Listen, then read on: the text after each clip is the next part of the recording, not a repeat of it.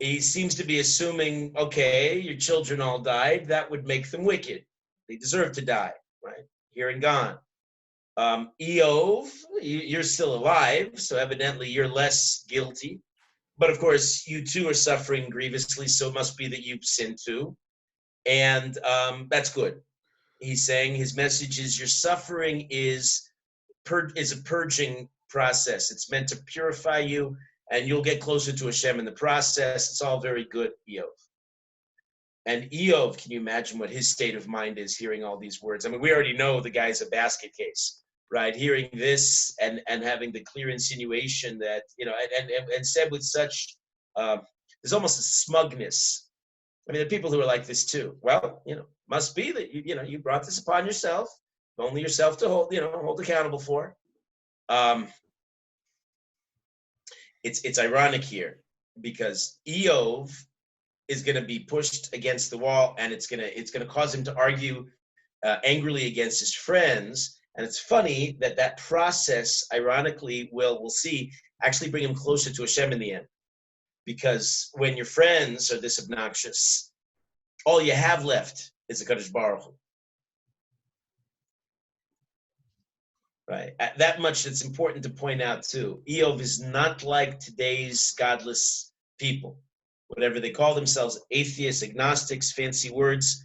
Sometimes they describe the people. Usually the terms describe people who are rejecting a third grade image that they once had of Hashem, and they've been too lazy to really pursue it to anything more meaningful and mature, and they're rejecting something that anybody would reject for the sake of leading a life without any spirituality, right? Iyov is not stooping to that. Iyov ultimately is going to come around to something. Okay, so that's a brief summary of what happens in chapter 8. Hi, Ari Swift, welcome. Hi, Rabbi. Thank you. Yeah. Sorry, a bit late. Chutzpah. Okay. Family. Fair enough. Okay. Chapter 9 and 10, Iyov responds. And if you're following the sequence here, it really does flow, even though I'm summarizing it. I think this is helpful too, because you get lost sometimes in the text. It's intense and complicated.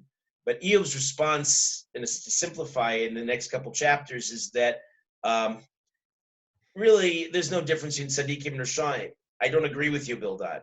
In the end, we're all destroyed. We're all going down. Now, this is spoken. He's in a fit of some kinds. He's not exactly rational, and we find him contradicting himself at certain turns. But you remember, we'll come back to this a few times. You remember that Ein Adam Nitpas, a person's not held accountable for statements made when they're made in a state of agony. You can always fall back on that. Okay. I'm going to focus now. Let's open up. This is something from the Gemara. The Gemara focuses on it. It's important. Turn to chapter 9, pasuk 24. I remind you, too, if anybody doesn't have a text, I think it's so important to hold one of these. But if you don't actually have a concrete text, you can find it easily on Sefaria, or a couple of Machon Mamre online also has. Yeah, good. I'm talking a lot, and you're all kind of quiet. Yol Fabian's here. Hi, Yol. I just got in, boys. What's up? And yeah, welcome. Nice to see you. Yeah, you're all kind of placid tonight. Anything you want to say? I just no. Heard. So far, so good. My comment is no comment. Learning period. Your comment is no comment. Very good. Profound. That's fair. Okay, good. All right, so let's listen to chapter 9, pasuk 24. This is Iyov, and Iyov's kind of ranting here. Okay, in the context of ranting, he says, "The land is in the hands of the wicked one. He sheathes the faces of its judges. If not, then who is it?" Okay, striking verse. So let's consider.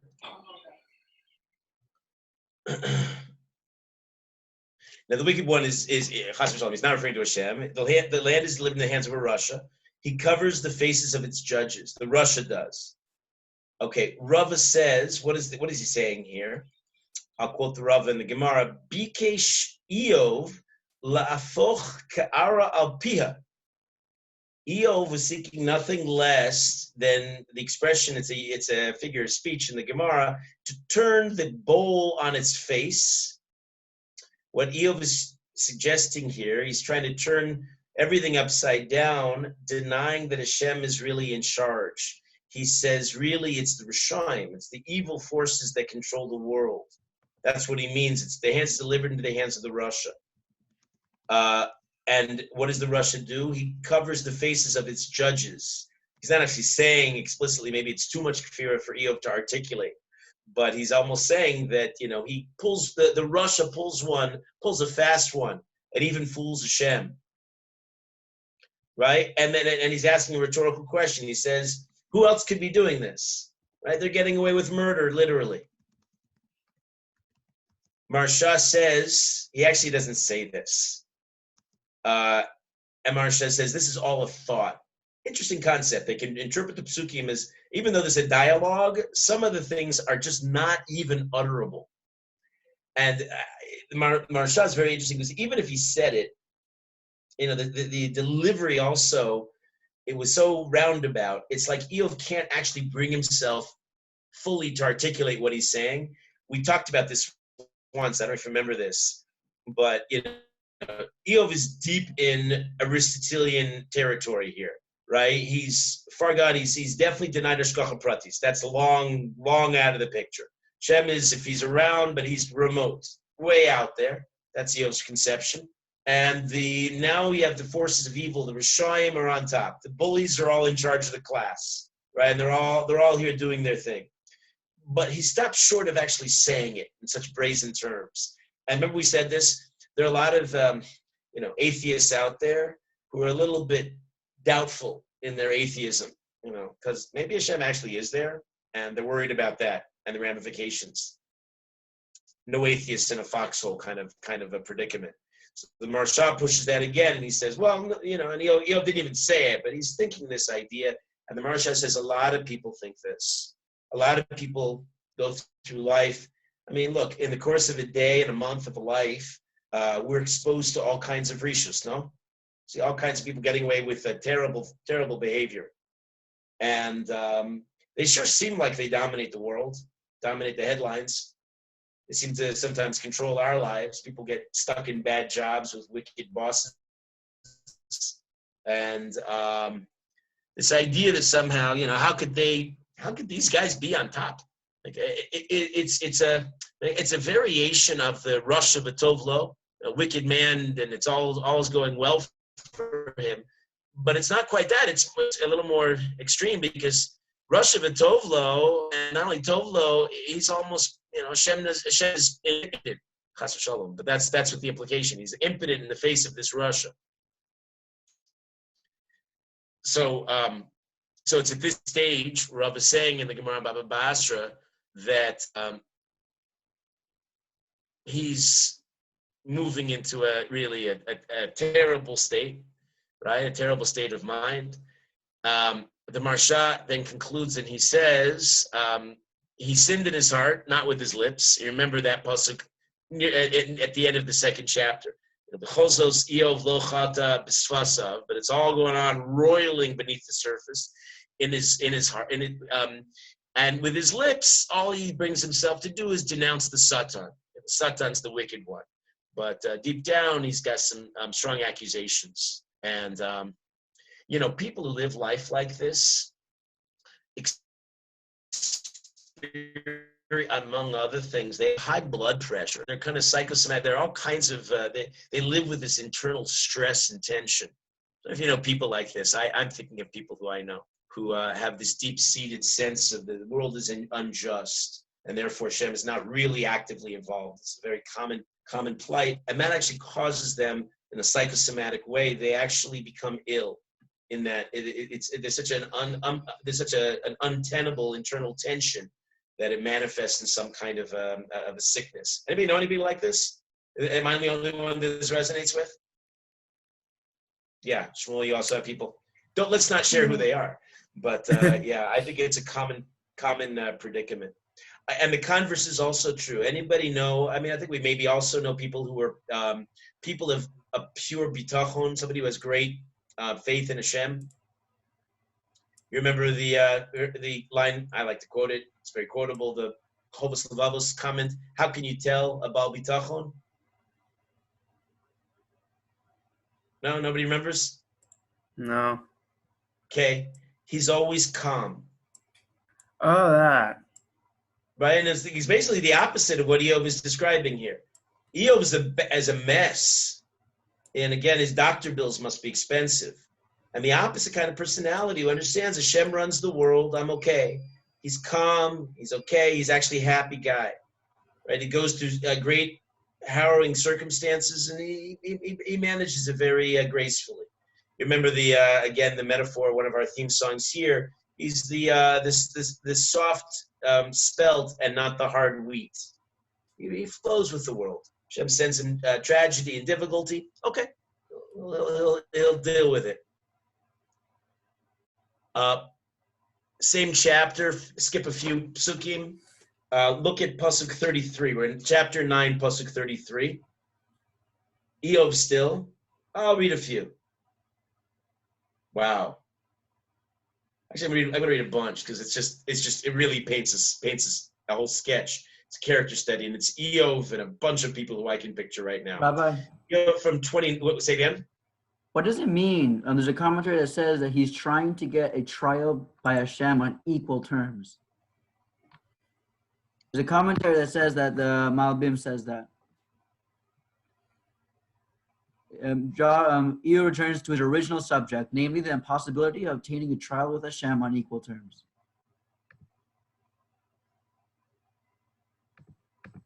It's a good question. It could mean a couple things. That's why I'm reluctant to jump in and say something without considering it.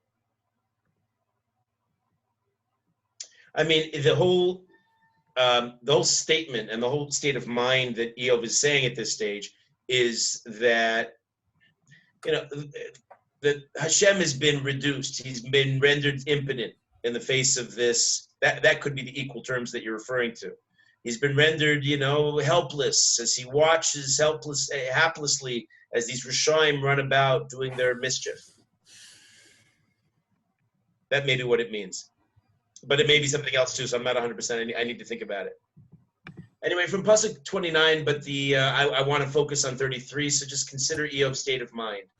He says, I will anyway be guilty. Why should I weary myself uselessly? Though I washed in melted snow, cleansed my hands with soap, you, Hashem, would dunk me in the muck, that's mud. My very clothes would loathe me. For you are not immortal as I am, that I could answer you, that we could wrangle together. And now the pasuk 33. Hi, Ezra Dubov.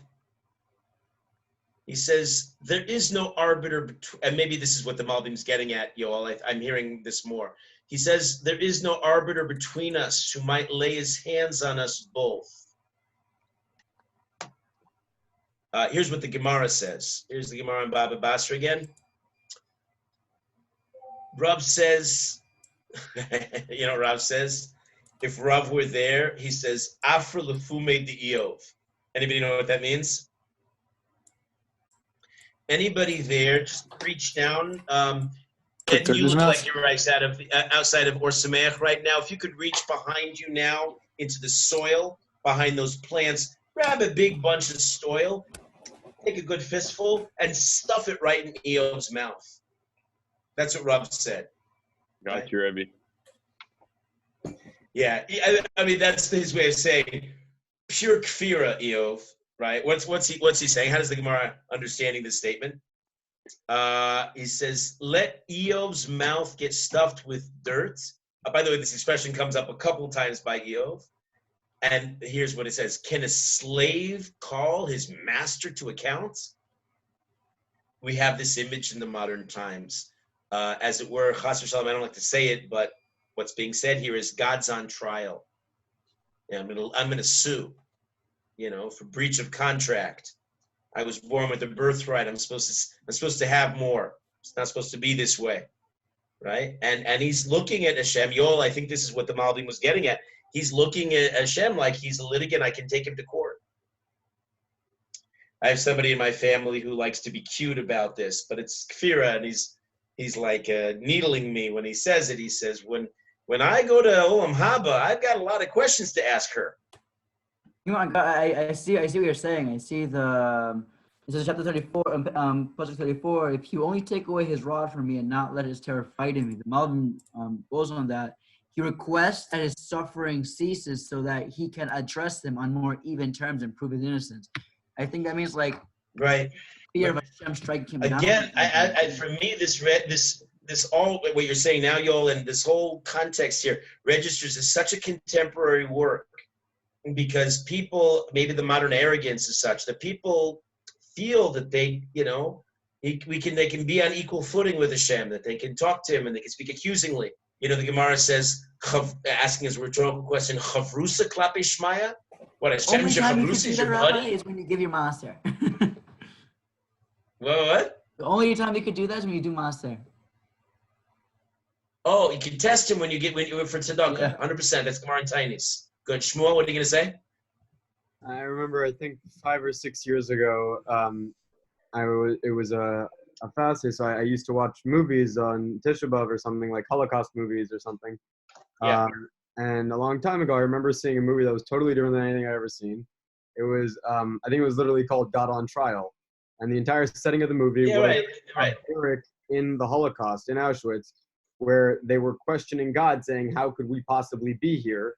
And they had a full trial, putting God, quote unquote, on trial. The entire movie was probably fair. It was like, they, and at the end of it, they said, and there was this one guy who was like really saying that he was playing the accuser, while someone else was righteous and was playing the, defendant of God. Sounds ridiculous. And then at the end of the movie, they said, By the way, both the accuser and the defendants are equal kofrim. They're equal heretics. Who are you to defend Hashem? He doesn't need your defense. It's like agreeing with your father. Like, who are we? We can't. It doesn't matter if we disagree. Yeah, right. Just be quiet. Cool. And then at the end, they showed, like, they made a whole thing about how basically God was in control of everything, and everything that they said was nothing. But I think it's interesting. Look, this is very popular. You had this from Elie Wiesel's Night, with the famous image of Chas v'Shalom, but Shem hanging in the gallows. You have this with a self-styled philosopher. He called himself an Orthodox rabbi, but the rabbis of YU have distanced themselves from him. A fellow named Yitz Greenberg, who says that the Holocaust was Chas v'Shalom, Hashem's mistake, and now he has to make tshuva to us. What this kind of an attitude, you've heard me say that before, no? Yeah. It's very popular, this mode of thinking, because if you can somehow put Hashem on equal footing with yourself, you can take it or leave it, right? You can then, it leads you to a life of complete free license. Do what you want. Now, Iyov's not saying that. He's stopping short of saying that, but he is definitely, stuff sand in that man's mouth, right? He's definitely he's crossing a line. Definitely Chazal see that. Doesn't this touch on the 13 Karim of Rambam? I missed it. It was a little cut off. What did you say? The Rambam's principles of faith, of certain things, that if a person doesn't believe this wholeheartedly, you're a kofar and you lose your place in Olam Haba. You're not a part of Klal Yisrael. Right. And this stuff is so rampant. It's all around us. It's very hard to resist, because again, there are a lot of benefits when you adopt this mindset. It means if you're lazy religiously, yeah, well, you're okay on that because, Hashem, he wasn't the Seder, so you're okay too. These are all kinds of rationalizations like that. Fear is so rampant, and I'm just talking in the so-called Orthodox world. I'm not even looking beyond. This kfira, these kinds of heretical ideas that we're dealing with here, and maybe related ideas as well. I had my chavrusa with Rabbi Berg last night. We're talking about, we're going into the sugya of Tiron Shinishba. Still, it's a long sugya, and we're talking about essentially a kofar is likened by many poskim to an outright Oved Avodah Zarah, somebody who worships idolatry. Because it's not so different conceptually. Somebody who's the reason why the prohibition against worshiping idolatry is the second commandment and contains all other negative commandments. It's a rejection of Hashem. Well, kfira is much the same, and today the kfira is all in the air. It's everywhere around us. One of the reasons why we're cautioned about becoming too close, being too immersed in the media and being too close to people of these kinds of ideas, they tend to rub off because they tend to be convenient. Let's consider another pasuk from Iyov in the 10th chapter now. We're moving on. It's chapter 10, pasuk 7. Do you know what I'm noticing as I read this, Rabbi? One more time? I'm noticing a parallel here, and like a parallel, the kind of speeches you hear with NTSY kind of communities and stuff. The whole, like, you look at chapter 10, pasuk 1, right? I'm disgusted with life. I will give my complaints, speak in the bitterness of my soul. My very soul protests life.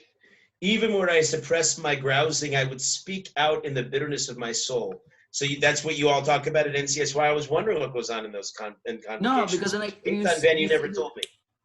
If you see this chapter's second pasuk, right? I say to God, do not condemn me. Let me know what you charge me with, right?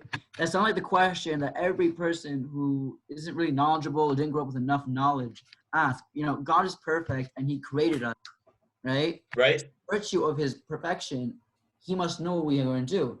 And so why does man have choice or free will, right? So why are we held responsible for our averas if we don't have that? And that's another question that you hear very often, these kind of things. The question is, I didn't get the punchline. The question is because I'm so miserable, tell me if this is right.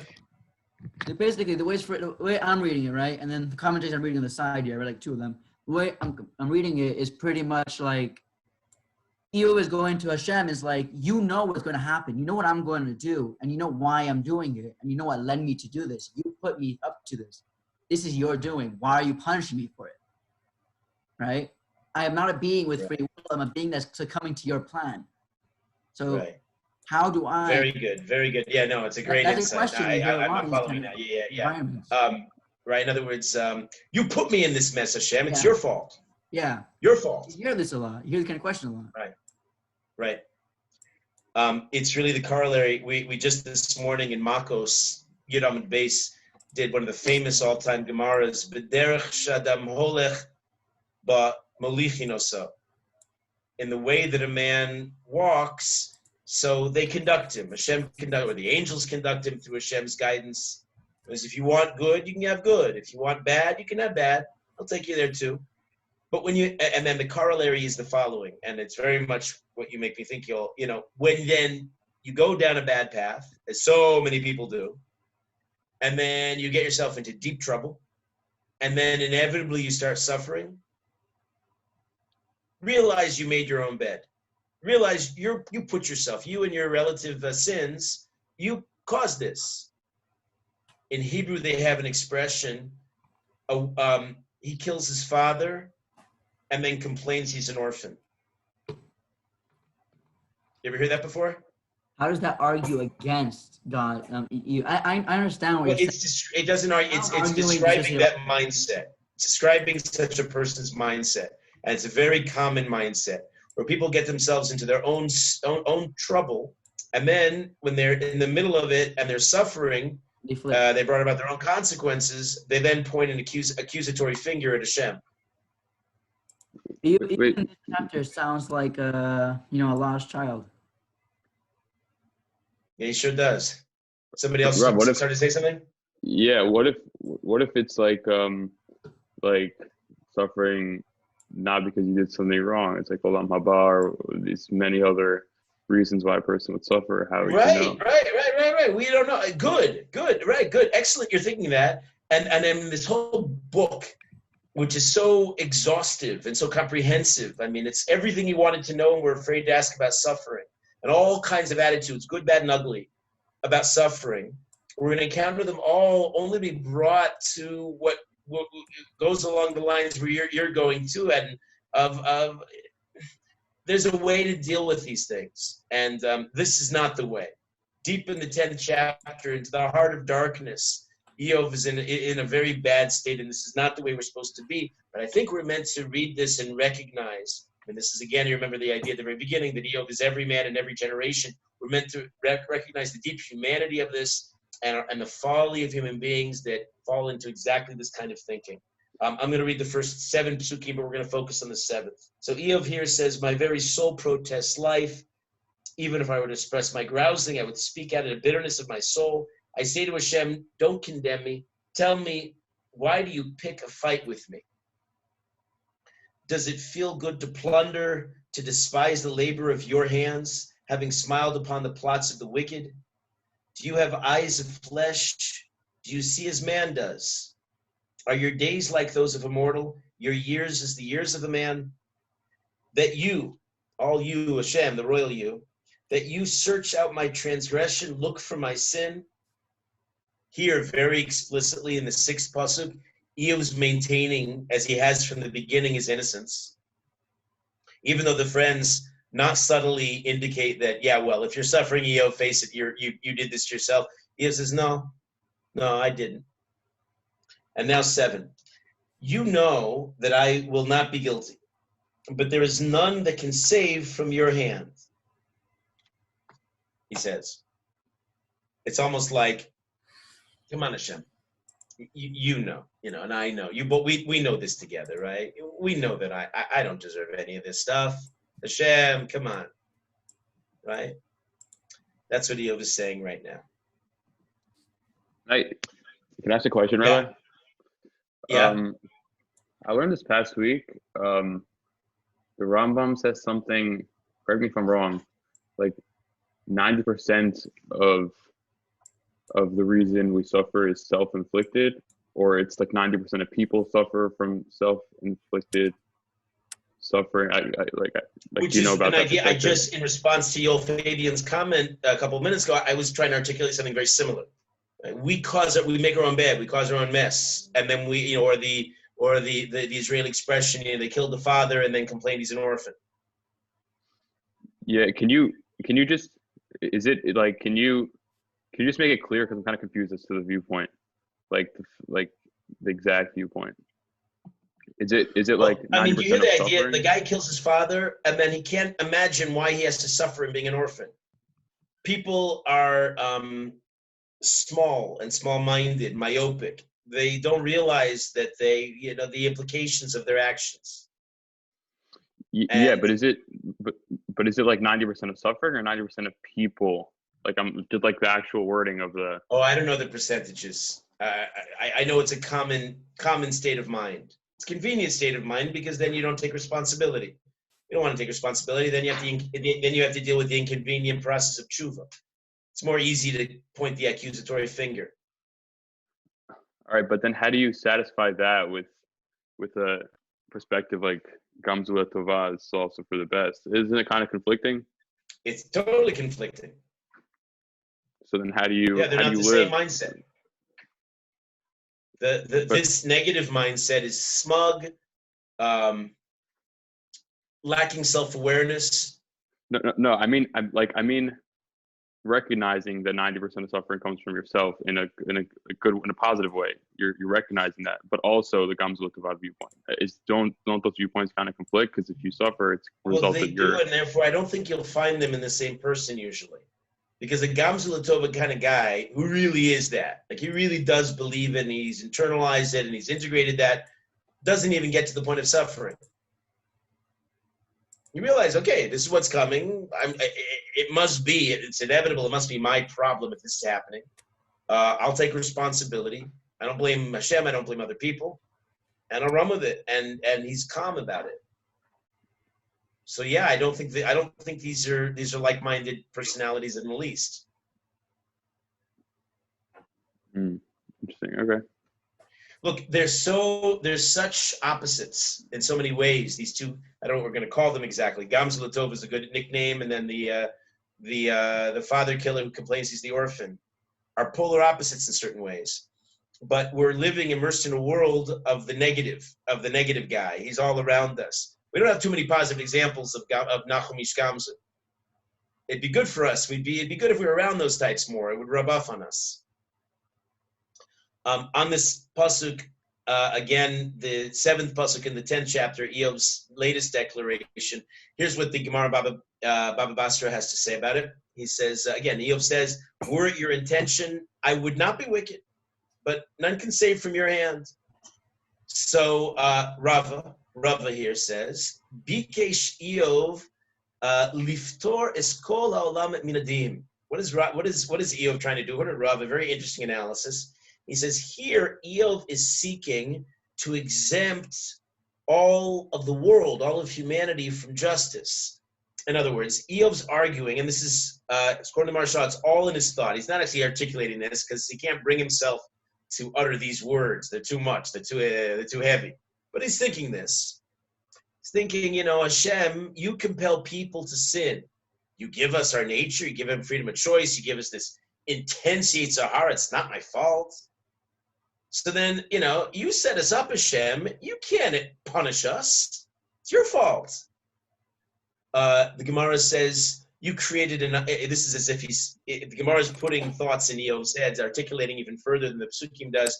It's as if Iyov is saying, you create an ox with split hooves and a donkey with closed hooves. You created Gan Eden and Gehenna.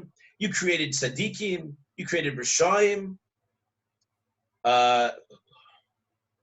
Why am I making this association? You'll forgive my cultural ignorance, but am I quoting it correctly? The song that says, come on, Hashem, you can't blame me. I was born this way. Something like that? No, yes? Lady Gaga song? I don't think she's talking to Hashem, though. Yeah. No, but they are. I don't know. I think that is society. It is a Lady Gaga song. No, but fine. But behind the society, HaKadosh Baruch Hu lingers, and the statement. A person who says, and I don't know the song, but I know the idea. I know the lament, and the lament is very much saying, whatever this way is, and there are a lot of varieties of this way, but this is the way Hashem made me, and therefore He can't fault me. I have a client right now in therapy who's got a big piece of this. He's in a different way, but he feels exempt because he's got a gargantuan libido, and he feels that Hashem's okay with him. He knows what it is. It's not my fault. It's the way Hashem made me. It's the greatest rationalization. Isn't this a big inspiration behind the gay movement and homosexuality? I think so, yeah, but not just. Because the example of my client is not that. He's somebody who's profligate, right? And we could probably brainstorm a bunch of examples of this. Whatever the person's penchant is, whatever his desire is, well, that's Hashem did that to me. He's got this is the way I want things, so then it must be that's God given and God sanctioned then, and you can't fault me for the sins. Well, isn't it easy to say to them that we're all born with something we have to fix, and that could be it? Yeah. Well, it's not easy to say.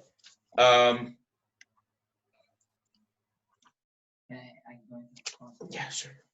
Sorry. So,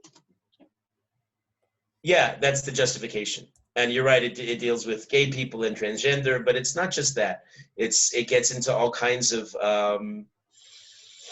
whatever the person's holding, whatever their desires are, they rationalize that Hashem did it to them.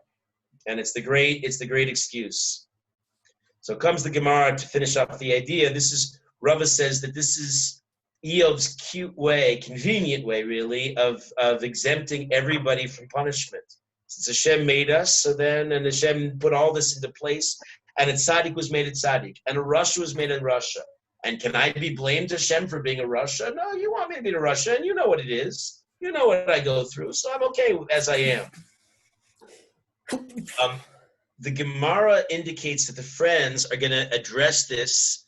If you want to look it up, you can, but I'm going to quote it right now. In the 15th chapter, they're going to respond and say, right?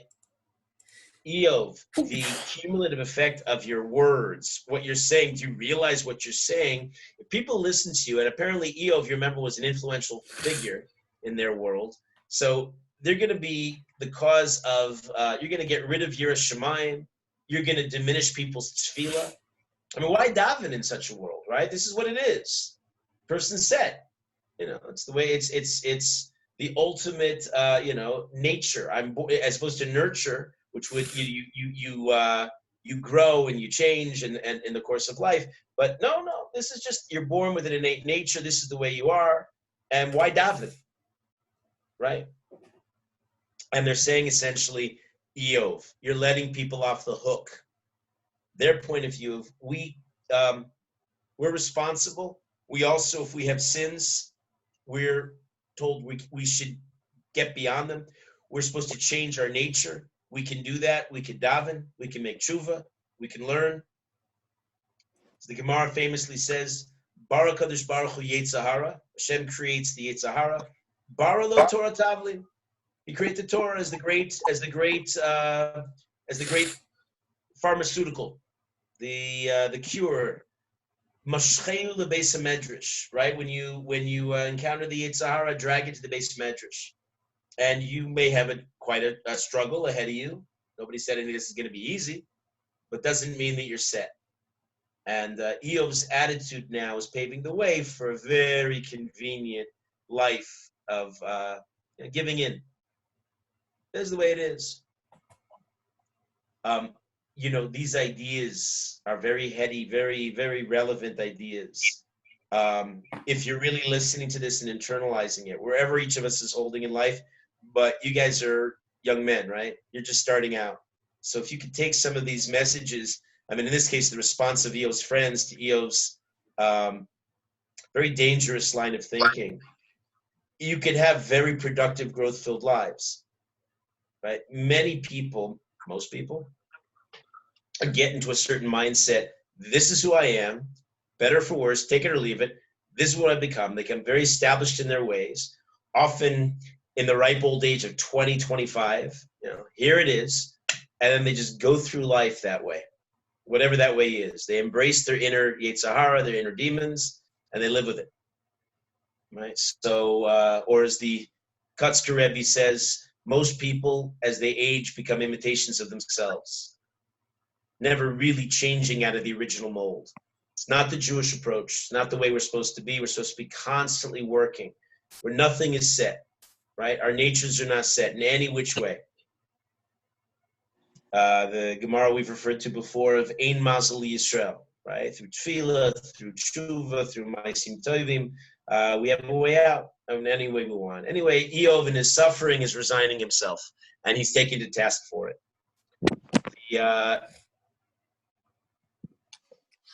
We'll do another pasuk for tonight, also in the 10th chapter. Just a quick question. Please.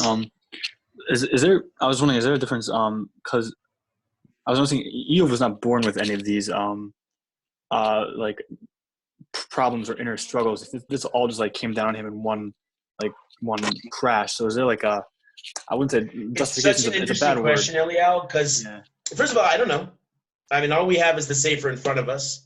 It's a mysterious Sefer on so many levels, arguably the most mysterious in all of Tanakh. Mm-hmm. Iyov is it could be anybody, could have lived in any time, could be a Jew, non-Jew, all the different possibilities. He appears, I mean, you remember the mantra, he's Yireh Elokim, and he's Tam, and he's Sur Rise, all these wonderful qualities. And then, boom, he experiences immense tragedy. And then, you scrape the surface. In the case of Iyov, it seems that there's some worms crawling around inside there that nobody really expected. It looked like such a pretty shiny apple on the exterior, right? But all it took was a little scratching on the surface to bore in and find a lot of rot, a lot of wormwood. So you're saying that he had that was a problem with him, like from the beginning. He was born with that in a sense. We've seen. I'm not sure. I move away from an absolute statement, but I'm indicating that, and it seems like we saw a lot of Mefarshim who saw signs of that early on. Remember the illustration, Shammai? You were talking about this too, right? That Iyov, those guilt, those offerings that he was bringing, his kids are up to something. he's got too much paranoia. He's got too much going on in there. And it may be now, finally, that the truth is coming out. You know, when the person is pushed to the wall, here's really what they're made of. I mean, don't we see in these psukim, the Satan, the Yetzer Hara? Wow. Did he ever succeed with Iyov? I mean, that's the whole point, right? You know, you want this, again, the whole setup of Iyov is, look at this tzaddik, what a guy. Satan says, yeah, Hashem, let me show you what he's really made out of. Let's strip away the facade. Let's see what's really underneath. And we're encountering it. Let's see one last pasuk for tonight, or this afternoon. Sorry, we're in different time zones. So now in the 10th chapter, the 20th pasuk, skipping a bit. Pasuk 18 we'll look at. Now, why did you bring me out from the womb? So that we expect Iyov to utter such an idea, right? I mean, he's already said that. Cursed be the day that I was born, he said earlier on. He said, now why did you bring me out from the womb? Would that I had died so that no eye would have seen me. 19, it would then have been as though I had never existed.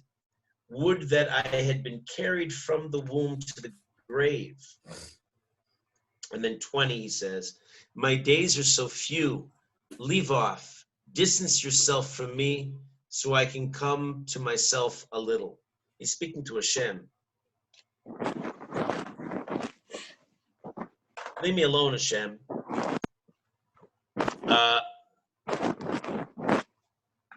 Unexpectedly, Iyov, interestingly, and it's not so clear, but this is what the Gemara says, he suddenly seems he wants to live.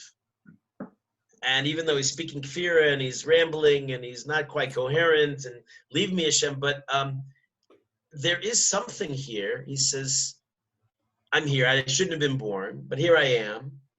And there's something about this life thing that's unavoidably sweet, with all the bitterness.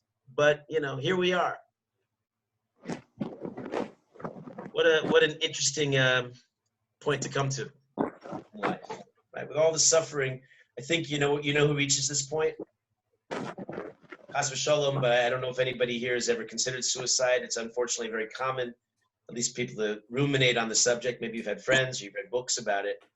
But people who consider suicide and the misery that they're in, and I don't mean to minimize human suffering, certainly, but the misery they're in, and then contemplate doing it all, throwing it all in, but then that feeling of, really, this is it, this is the end? And that reluctance that we have to part with what we have while we're here.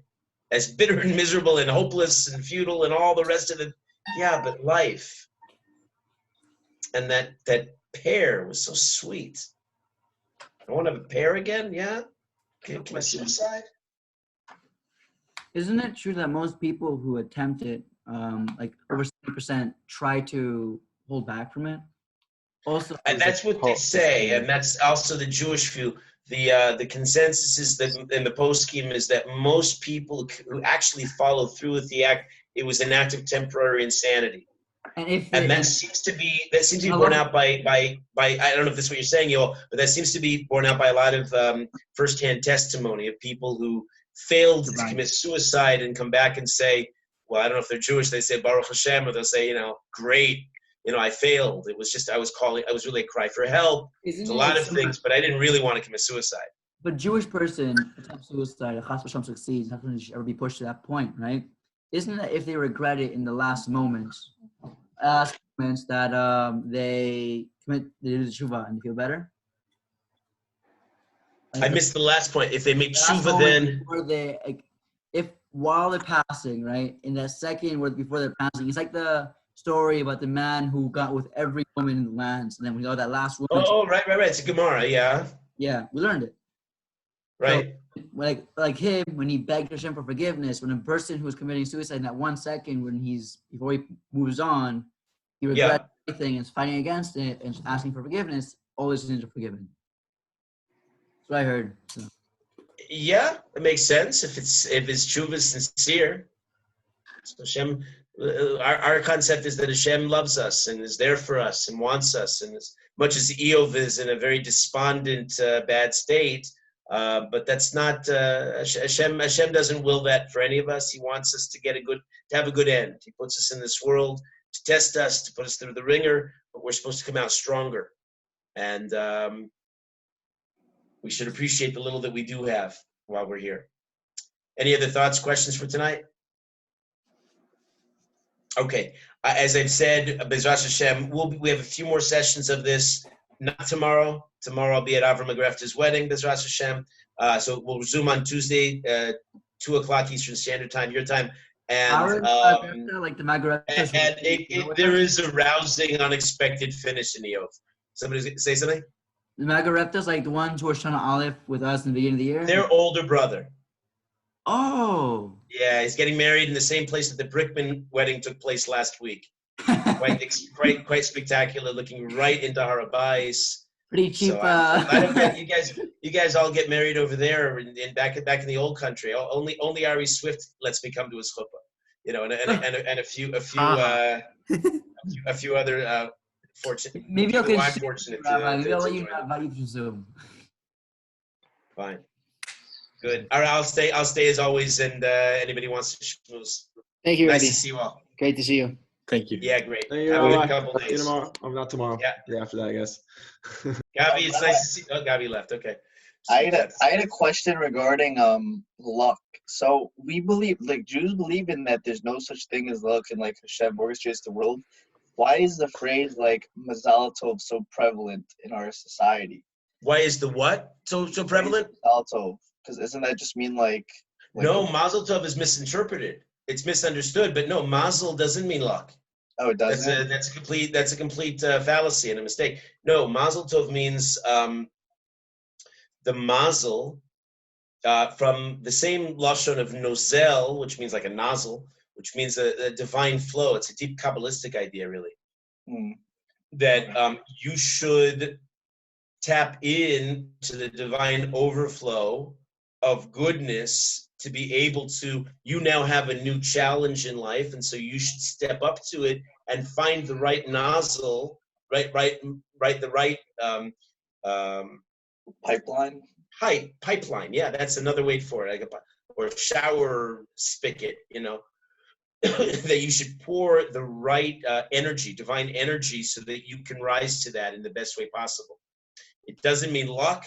And it doesn't mean congratulations. These are foreign ideas. But unfortunately, in the widely ignorant state of affairs in the Jewish people these days, that's what they're translated as.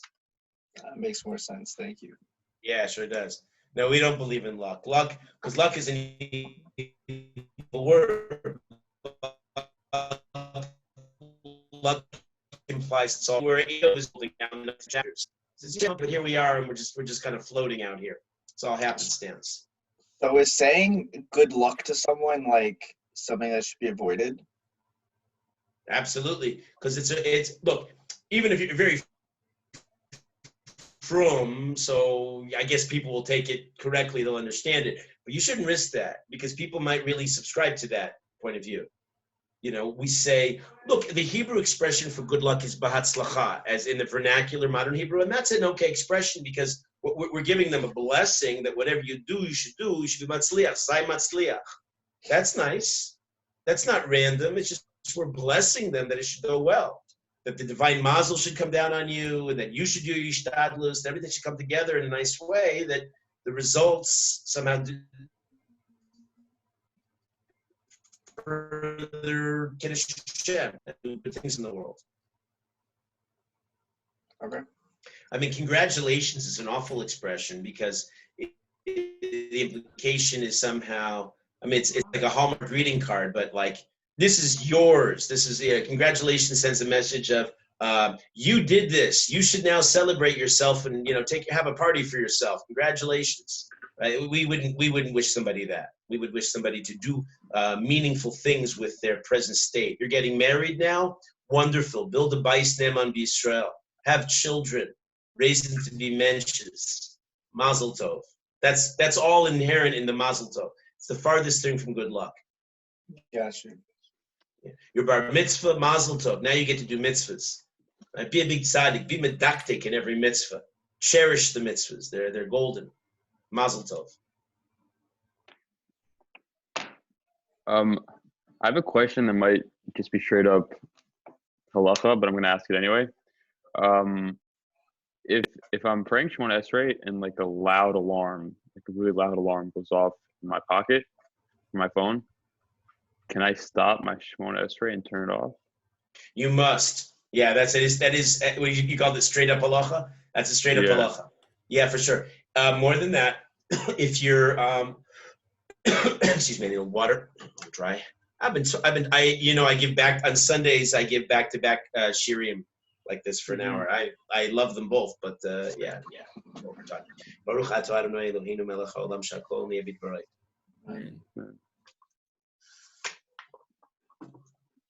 b'rayt. If you're holding a baby, not that you really should be ideally, because if the baby's soiled, your tefillah's in trouble. But whatever, sometimes you have no choice. The wife is at work, I don't know, or sometimes all kinds of circumstances. Men find themselves holding the baby doing Shemona Esrei, and the baby starts crying. Let's say you're in a shul. Really, you shouldn't be bringing young babies into shul, but it happens still. You're actually permitted and told to. You should be okeregel.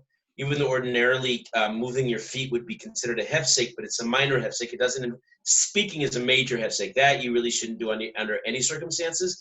But you can actually leave your place where you're davening, take the baby, give it to the big sister or somebody else outside, and come back and resume your davening.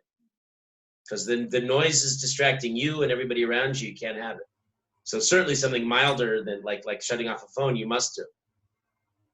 What you would do, the way to do it, people aren't very good at this, but what you should really do is get to a natural break, say finish a bracha, hopefully immediately. Don't continue davening, turn it off, and then resume. What people do though is we get into that rote thing where you just you keep davening. And as you're davening, you're multitasking. We shouldn't be multitasking. While you're benching, while you're davening, you shouldn't multitask. Do one thing at a time. Shouldn't say brachas while you're driving. Because brachas while you're driving is a double-edged sword. Because when you say a bracha, you should have complete, total focus and concentration with kavana. But then you're not really driving, and that's dangerous. And if you're driving well, then you have no kavana for the bracha. You can't have both. Got it.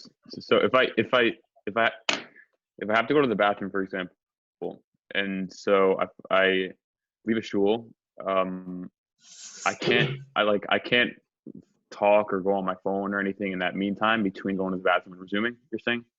Well, keep in mind one of the prerequisites for proper davening is you have to check yourself before you get to davening, before you get to shul. You must go to the bathroom first. Even if you think, I don't know, the 72-minute gauge, I'm not sure. I think this might be a 37-minute one. I don't know, 43-minute maybe. Nah, it's more 37, right? In other words, it's not debated. You just go to the bathroom and then you daven. A person who could have gone to the bathroom doesn't, and davens in a state where he needs to go. His tefillah doesn't count. It's called a toeva, an abomination, and he has to daven all over again.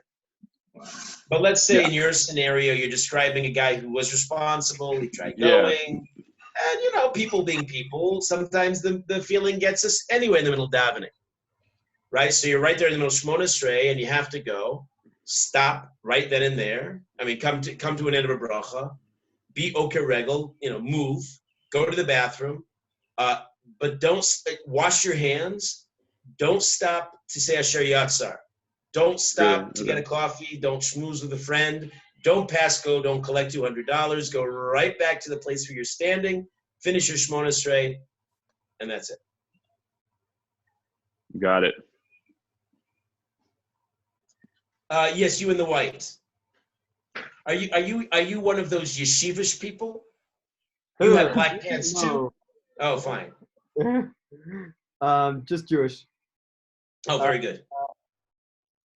I was wondering. Someone told my sister that that girls don't count sphira, rather they listen to a man count sphira and they are yotze with them. I was wondering does a girl So count? that's not that's a little bit too simplistic. It's not wrong, but I think what he means is this: the minhag generally is that women don't count because you only count if you have a running realistic possibility. There's a whole complicated machlokus about what the essence of sphira is, but we err on the side of caution and assume we only count each of the nights if you're going to count for all the nights. Meaning we relate to the sphira as one total mitzvah. And you should only be saying a bracha if you've done the whole thing. That's why famously, if you missed one night, you can't say bracha anymore.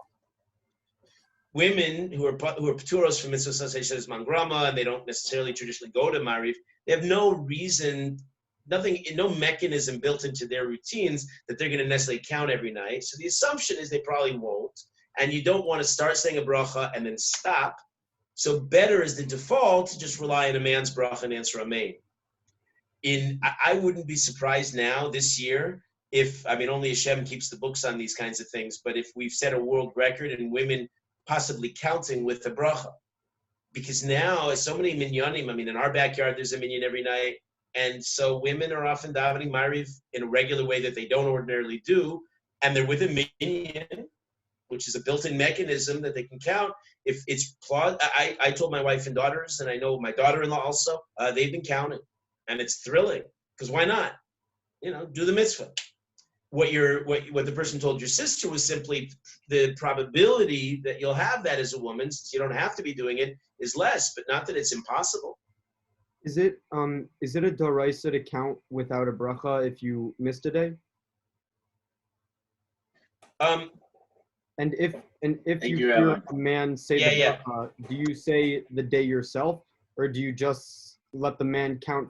And you're meaning they say hayom and they say the day and the bracha. You say amen and you're thinking your yotze, or like what is the? You're fine if you're yotze a bracha. That's fine. It's the thing the only you're lacking is you're not doing the mitzvah b'shleimusa. You're not doing the full mitzvah, but it's still good. Optimally, certainly as men, we should try to say with the bracha every night. That's the ideal. And I often say, it's kind of a weak year, so I don't think people are holding by the mitzvah so much.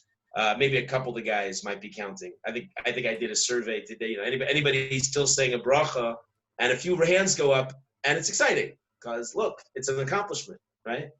Especially if you've never done it before, right? It's very thrilling. That's the first time I'm on track ever. But you're on track. It's great. I was going to ask, and I realized I don't want to put anybody in the spot. So nice. It's exciting, no?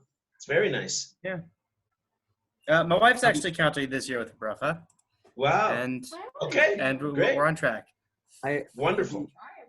I also was wondering, I'm still keeping sphira and my hair is starting to get out of control. I was wondering